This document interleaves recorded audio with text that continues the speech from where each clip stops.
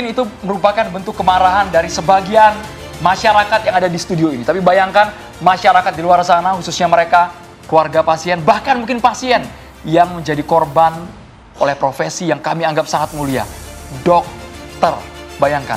Dalam satu pekan ini kita dihebohkan bukan hanya kasus dokter residen di Rumah Sakit Hasan Sadikin Bandung, tapi juga yang terbaru hari ini viral apa? Garut. Dokter kandungan di Garut yang tidak semestinya melecehkan pasien saat bertugas, Maria ya. Nah itu dia, tidak hanya kemudian dilakukan oleh seorang dokter saja, tapi juga dilakukan di area rumah sakit yang seharusnya menjadi lokasi yang aman, baik itu bagi pasien maupun juga keluarga korban. Apakah ini kemudian menambah catatan kelam dalam dunia kedokteran? Mengapa hal ini masih terjadi hingga saat ini? Amarah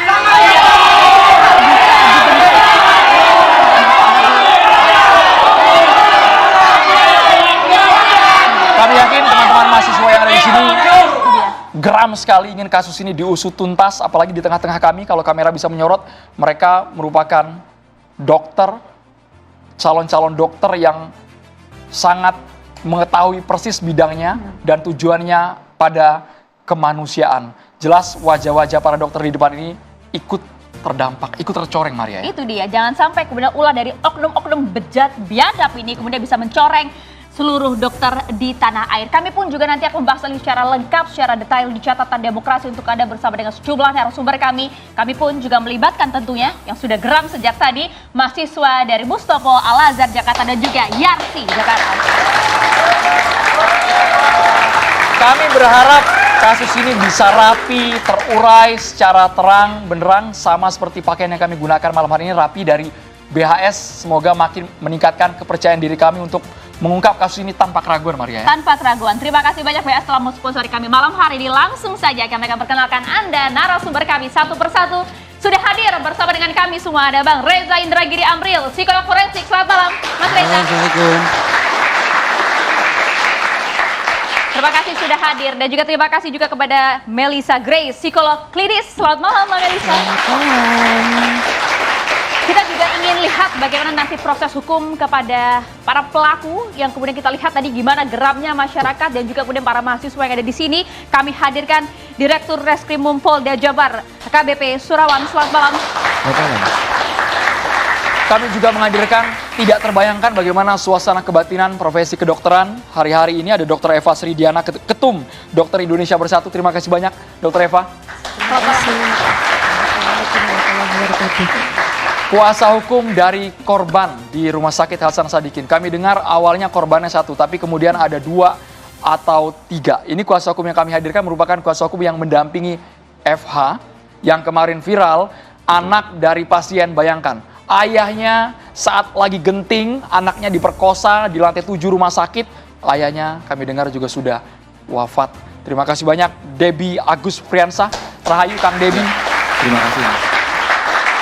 Dan kami juga menghadirkan keluarga korban, nanti via Zoom bisa bergabung di catatan demokrasi. Kami berharap dari keluarga tidak ada yang takut untuk bersuara, karena ada juga isu liar yang berkembang bahwa 1-2 korban kabarnya diajak damai oleh pelaku yang ternyata masih kelahiran 94. Bayangkan, masih sangat muda tapi akalnya sangat bejat. Masa depan dokter sudah suram gara-gara yang bersangkutan. Kita boleh langsung ke Dr. Eva. Dr. Eva, kami sebenarnya agak bingung mau mulai dari mana. Apakah RSHS atau dokter kandungan di Garut? Karena secara bertubi-tubi dunia medis diciderai 2 kasus yang sangat bejat ini. Dr. Eva. Assalamualaikum warahmatullahi wabarakatuh. Selamat malam pada semua.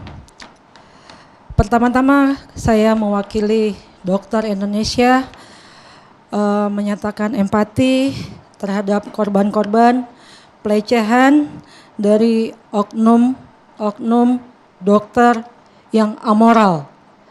Kalau saya bilang biadab, karena mereka melakukan kejahatan terhadap keluarga korban, pasien yang seharusnya dibantu dan dilindungi oleh seseorang yang memiliki profesi yang harusnya luhur, yang selama ini membantu memberikan pelayanan kepada pasien memberikan perlindungan kepada pasien menjadi penolong. Kita adalah profesi yang menjunjung tinggi etika, moral, integritas, dan profesionalisme. Dan kami berharap pelaku dihukum dengan seadil-adilnya, sehingga ini tidak menjadi kasus yang berkelanjutan. Cukup sampai di sini, tidak terulang lagi berikutnya. Karena ini sungguh mencederai kita semua dokter Indonesia. Ini terkait adalah perilaku seseorang. Tapi masyarakat bisa beranggapan bahwa ini mewakili profesi kami. Dan ini sangat merugikan masyarakat yang harusnya berani merasa terlindungi ketika membutuhkan bantuan medis, membutuhkan seorang dokter. Ke depan tentunya pasien akan ragu, akan dipenuhi ketakutan, dan ini sangat merugikan. Kami berharap ini bukan tentang satu pelaku, jangan sampai ada pelaku-pelaku lainnya, karena itu sistem harus dibetulkan. Oke, Dokter Eva, kalau kemudian kita melihat kasus yang sedang ramai saat ini, yang bagaimana yang terjadi di Garut yang dilakukan oleh dokter kandungan, kita lihat betul bagaimana videonya sangat jelas bahwa pelecehan dilakukan oleh sang dokter. Informasi terbaru bahwa tidak hanya satu korban saja, dugaannya ada 11 korban, di mana 2 diantaranya sudah melapor. Apa yang ada di benak Dokter Eva saat ini? Tentunya saya sangat geram ya, karena ini sangat-sangat mencederai ya. Dan kejahatan tidak bisa tercipta begitu saja. Harus ada niat dan tentunya peluang. Kesempatan yang diciptakan oleh sistem. Jadi menurut saya di sini ada hal yang salah.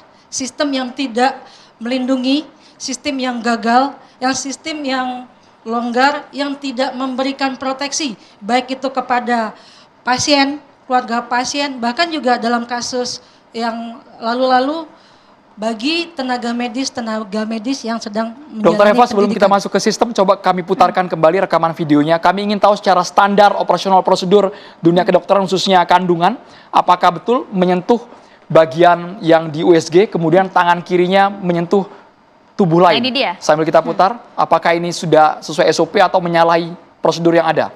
Kedua tangannya berada di tubuh korban. Ya, ini tentunya sangat menyalahi ya. Jadi bukan seperti itu tindakan yang seharusnya.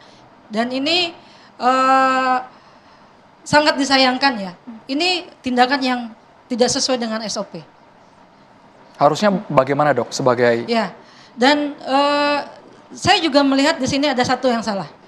Di sini tidak ada yang lain.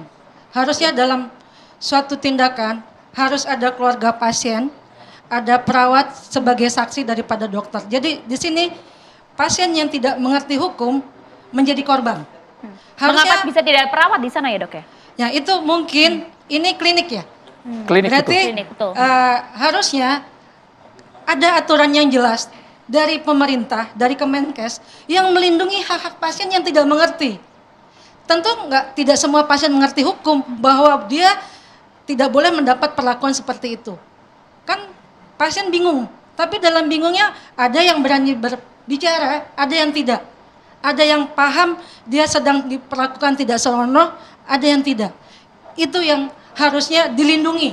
Dan ini sistem yang harus dibuat agar kesempatan ini tidak terulang lagi mengenai pasien-pasien yang lainnya. Jadi kita tidak semua masyarakat mengerti hukum, tapi pemerintah wajib yang melindungi Sebentar mereka. dok, bagaimana pasien bisa paham bahwa dia mendapatkan tindakan yang di luar prosedur medis? Bagaimana ia bisa paham dalam kondisi terbaring seperti itu? Batasan-batasannya dok? Ya, itu dia. Harusnya sebelum pasien melakukan tindakan diberitahu oleh dokternya. Biasanya sebelum tindakan saya akan memberitahu SOP apa yang saya lakukan. Misalnya saya akan membius dulu, saya membersihkan luka, itu urutan-urutan yang harus saya sampaikan. Dan harusnya di tempat kandungan ini ada keluarga saksi. Ini untuk menghindari fitnah baik untuk dokternya sendiri, karena bisa saja pasien pun punya ada yang berkeinginan yang tidak baik. Bukan hanya dokter. Jadi pentingnya saksi, pentingnya perlindungan hukum yang benar, itu ada saksi dari dokter dan dari keluarga Itu pasien. berlaku di semua fasilitas kesehatan, baik di klinik, rumah sakit? Dimanapun.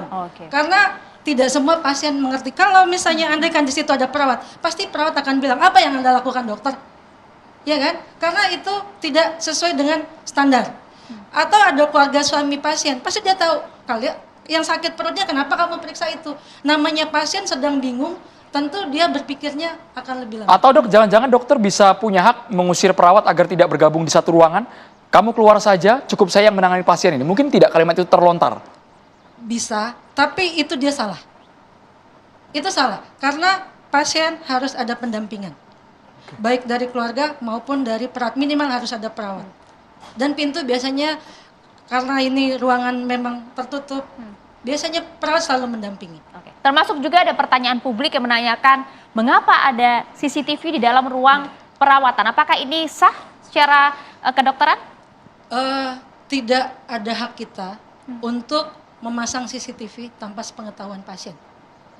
Jadi kasus kita menggunakan CCTV adalah pada pasien dulu adalah pasien pandemi ya.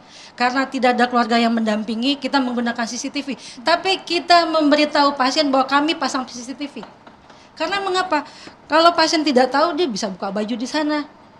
Itu Bukannya dalam klinik kandungan ya dok ya, Iya. pasti kan ada bagian tubuh yang dibuka gitu. ya, saya tidak tahu, harusnya ini tidak ada CCTV, tapi kepentingan apa ada CCTV di sini saya tidak tahu. Harusnya kalau memang dokter ini berniat salah, dia tidak memasang CCTV di sana. Entah siapa yang masang, tapi tidak boleh ada CCTV tanpa sepengetahuan pasien. Itu hak pasien untuk tahu. Itu kasus Garut, tapi kasus di RSAS kami dengar keluarga pasien diajak ke lantai 7. Ya. Mengiming-imingi, mengatasnamakan prosedur kedokteran. Ya. Cross match, kemudian ternyata diberikan zat midazolam, mungkin dokter bisa jelaskan. Jelaskan.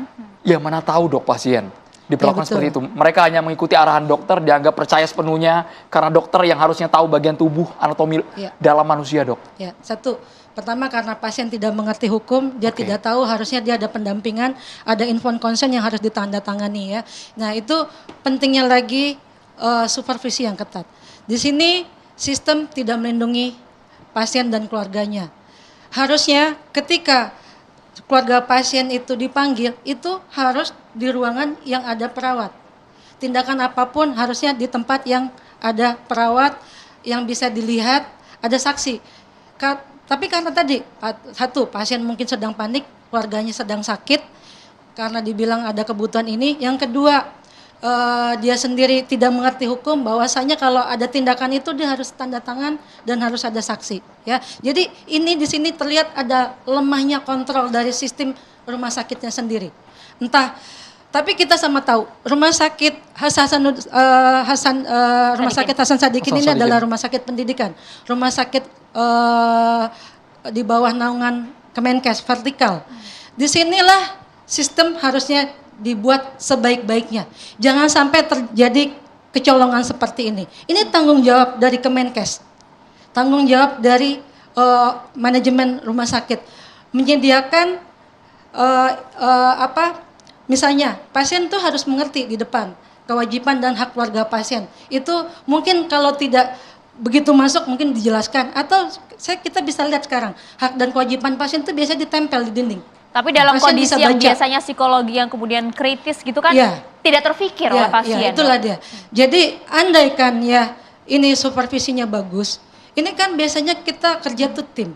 Tapi lagi-lagi Rumah Sakit Hasan Sadikin itu, PPDS itu ibaratnya tenaga murah. Mereka bekerja overload, overtime. Sehingga harusnya mungkin seniornya yang bisa melihat tindakan ini, junior saya kemana, junior saya ngapain, itu bisa jadi terlonggarkan. Itu karena adanya kesempatan tadi. Andaikan misalnya pasien mau keluar, itu harusnya ada security yang tahu pasien ini keluar. Mau lewat pintu belakang, mau lewat pintu depan, harusnya ada yang tahu. Sebenarnya soal security, sebentar kami agak mengganjal soal security. Kuasa hukum mungkin bisa menjawab. Kabarnya security di Rumah Sakit Hasan Sadikin bukan bermaksud menuduh, tapi ada kalimat yang tidak semestinya dilontarkan, malah terkesan mengejek korban. Kang Debi? Ya, baik. Informasi terkait security ya, itu perlu kita dalami juga. Itu ranahnya penyidik nanti untuk mengembangkan apakah ada bukti ya terkait obrolan-obrolan yang dilontarkan oleh si security itu. Tapi korban, ada pengakuan dari korban? Kalau dari korban, untuk sementara sih tadi kita baru ketemu korban kebetulan sebelum ke sini. bahwasannya kakaknya bilang sepintas ada. Cuman nanti untuk penelitian penyelidikannya diserahkan ke pihak kepolisian. Kalau begitu langsung saja kita ingin ke Pak di Reskrim Pasuruan. Bagaimana kemudian update terbaru mengenai hal ini, termasuk juga yang terjadi di Garut terbaru ini, Pak. Informasinya terbaru betul jumlah korban mencapai 11 orang? Jadi perlu saya informasikan bahwasannya untuk update terkini dari peristiwa di Garut, itu untuk dokter yang pelaku sudah diamankan, kemudian sampai saat ini korban baru 2 yang melaporkan ke Polres Garut. Sudah ada 2 orang melapor ya? Ya, sudah 2 orang, Pak. dua orang korban. Oke. Mereka korban tahun 2025 karena kami dengar kabarnya ada juga yang kejadian 2024, Pak. Juni 2024. Ini yang mana, Pak Dir? Untuk sementara masih dalam Mas untuk para korbannya. Jadi karena memang juga baru sore tadi para korban melapor ke Polres, sementara masih dalam pemeriksaan Polres Garut. Oke, kalau kemudian dari hasil penyelidikan sementara seperti apa dari segi motif, kemudian pengakuan dari pelaku? Jadi untuk segi motif ini memang kita ini mungkin sangat sensitif ya terkait dengan motif ini. Keterangan pelaku ini memang dia mempunyai satu sensasi yang berbeda dengan kita pada umumnya gitu. Jadi ya mungkin tidak bisa kita ungkap di sini ya karena ini memang masalah yang seksual. Kelainan seksual? Ya. Dengan apa namanya punya Fantasi yang beda, aneh? ya fantasi berbeda itu kira-kira. Tapi sudah berkeluarga, Pak? Mohon maaf. Sudah, untuk pelaku sudah berkeluarga. Kebetulan juga seorang dokter. Oke. Ya. Tapi apakah bentuk pelecehannya seperti yang video viral saat ini atau lebih dari itu sebenarnya ada? Jadi begini, ketika kita menerima laporan dari rumah sakit bahwa terjadi kekerasan seksual, kita kemudian datang ke rumah sakit untuk mengecek kebenarannya. Di tanggal 18 itu kita langsung buatkan laporan polisi karena memang ada korban di situ yang mengeluh memang ada rasa sakit. Kemudian kita lakukan uji sampel darah dan sebagainya, kita lakukan swab, kemudian kita visum dari rumah sakit juga memang terjadi kekerasan seksual gitu. Peristiwa sendiri berawal dari ketika korban menunggu keluarganya di rumah sakit, orang tuanya itu pelaku ini menyampaikan bahwa akan dilakukan pengambilan sampel darah. Nah kemudian karena memang kondisi orang tua kritis maka anaknya bersedia untuk dilakukan pengambilan sampel. Nah setelah anaknya bersedia ini dia dibawa ke salah satu ruangan di lantai 7 di mana pada saat membawa korban ini tidak boleh ada kakak yang mendampingi. Nah disitulah kemudian korban ini dilakukan pembiusan di situ. Nah setelah peristiwa itu terjadi sekitar jam 03.30 pagi itu korban dikembalikan ke keluarganya dalam kondisi memang pusing dan itu dialami korban sampai sekarang ini masih kondisi pusing. Itu kemudian menyampaikan keluarganya bahwa pada saat akan buang air kecil dia mengalami sakit. Disitulah terungkap bahwasanya hasil dari visum dokter memang terjadi kekerasan seksual. Maksud kami itu, Pak, kami tidak terbayang, kita tidak tahu orang-orang di luar sana ya, Pak ya. Ya. Ini korban FH berani visum dan melapor. Ya. Tapi bagaimana mereka yang bisa jadi korban tapi tidak melapor sama sekali sampai dengan detik ini. Sesaat lagi kita ulas di Catatan Demokrasi pemirsa.